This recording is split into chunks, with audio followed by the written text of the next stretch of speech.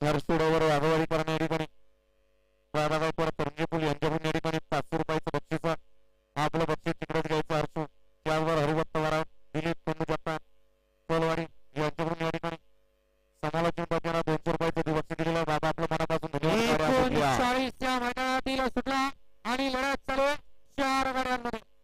सुंदर अशी हरियाणा गाडी पळते अतिशय सुंदर आणि निर्वाद वर्चस्व.